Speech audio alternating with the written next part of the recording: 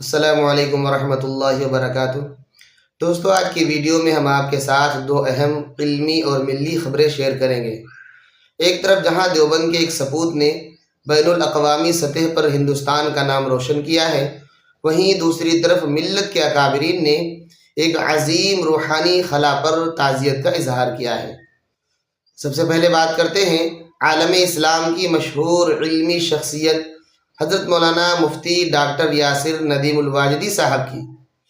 Malaysia کی international Islamic university نے مفتی صاحب کو اپنے ممتاز فضلاء کی فہرست میں شامل کر لیا ہے۔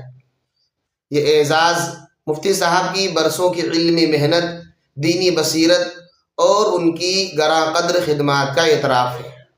مفتی صاحب، آپ کو یہ اعزاز بہت بہت مبارک ہو۔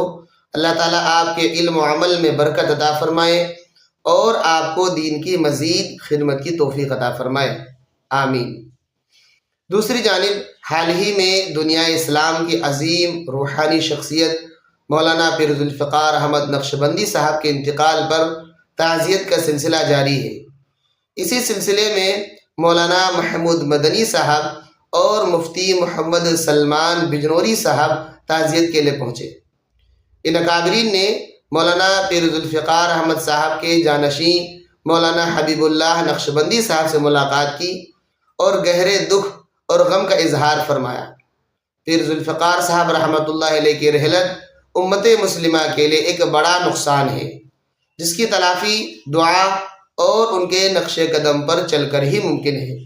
ناظرین، کافی لوگوں کی زبان پر یہ سوال ہے کہ کیا مولانا محمود مدنی اور مولانا سلمان بجنوری صاحب نے یہ ملاقات پاکستان جا کر کی ہے؟ تو آپ کو بتا دیں کہ یہ ملاقات دبئی کے اندر ہوئی ہے۔